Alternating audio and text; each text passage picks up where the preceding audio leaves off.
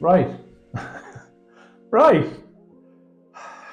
Right. So I've decided to try and build a little Pokemon card business, starting with just £100. I'll be buying and selling all my cards on eBay. I'm going to see if I can grow that into something bigger. And I'll be documenting every step along the way. So, who am I? Well, my name's Alan. I'm the owner of Jumpin' Jack Cards, and this is a business that I've decided to try and do as a bit of a side business. I do have a family and I work full time. I don't really have a lot of time, so this is going to be partly for fun and partly just to see what I can do. I'm very excited to document all of this stuff and video, all of my comings and goings. I want to get all the numbers down, show you all the numbers of what you can do with £100. I guess, why did I get into this? Well, when I was a kid, I kind of missed the whole hype of the Pokemon cards thing, because I was a little bit older when they came out. I was like 15 or 16 when they came out, so I missed it. But as a kid, I played the games so much. I played Red, Blue, Yellow like crazy on my Game Boy Color. So I always loved Pokemon. I always loved the games, the TV show. The original 151 are my nostalgia picks for sure. So last year, my son was starting to show some interest in getting into Pokemon and Pokemon cards. He's now 6. So that kind of got me into it. And then I think where his interest has dropped off a little bit, mine has just got way bigger. So I'm really excited. I think the community is brilliant from what I've seen. I've been to a few events here in Northern Ireland.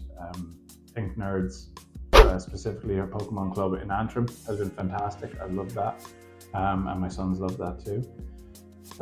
So yeah, that's who I am really, and that's why I want to do this as a business, to try and eventually start vending at these shows and bringing more joy to people and the kids who attend these shows and things like that.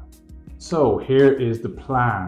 The plan is I'm going to set aside £100 every month, and I'll use that to buy cards or equipment or shipping, anything I need to run the business. I'm going to try and sell them on eBay. I'm going to sell as a private seller, because you get something crazy like £40,000 worth of sales before you have to start paying. So if I hit £40,000, I think I'll be doing pretty well. So I'm happy to stick with that private seller for now. I know you can get a business account, but that's not needed for now with the volumes that I'll be doing.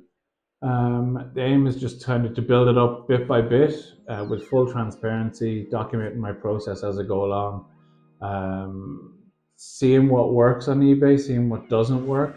At the minute, I've got like 80 odd listings, but they're not expensive cards. Most of them are around £1, £2, up to like £10. So with my budget, obviously, I am cheating a little bit, because I do have a binder of cards that I've picked up over the last year or so. Now there's nothing crazy in there. It's probably worth about £200 altogether, so there's nothing bad in there. But I think using that's what I've got listed at the minute on eBay. So that's going to be what I'm going to be using as a base alongside the £100 to get me set up for the first month. So what will the series cover? This series is going to follow the whole process of me setting the whole thing up. I'm going to show you what I'm buying. I'm going to show you what I'm selling, how much I'm making and losing probably, and just share things that I've learned along the way.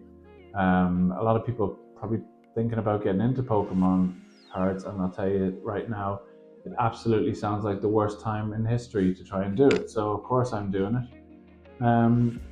But yeah, if you're interested in Pokemon, or the idea of just building something from scratch, or watching somebody build something from scratch, or crash and burn from scratch, then you might enjoy this. So I'd love to have you stick around.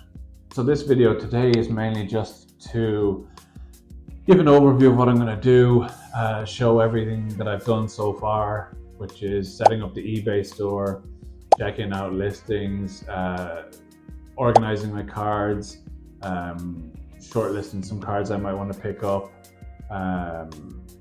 all that sort of stuff. I'm keeping it quite simple to start with, but I'll share what I'm actually going to buy in future videos. I've bought some stuff already, it hasn't arrived yet in the post. But I'm excited to go through that, and I'll show you the mail days that I get, and I'll show you the cards I'm going to be putting up and things like that. So if you fancy following along and you think that's maybe something fun to watch, give the video a like and a subscribe. If you've got any tips for me, I'd love to hear them. Or if you just want to say hi, drop a comment. I will reply to them. I have nothing better to do. I'm just kidding. I will be replying to them, anybody I can at the time. I'd love to hear how people are doing it themselves, if they're taking this on themselves. Because as I said, I've only been in the collecting game, the hobby, for about a year, give or take, and I haven't been as heavy into it as some people are. So I'm looking to learn a lot as I go through this journey as well. And apologies for really looking over here all the time. I keep looking at my face when I should be looking at the camera. That's my fault. Anyway, yeah, so in the next episode, I think I'll walk you through my purchases, why I picked them, and what I reckon they're worth. So yeah, I think that's it for today. Thanks so much for watching. Do the whole like, comment, subscribe, bell notification jazz, and thanks very much for watching. I'll see you in the next one. Cheers!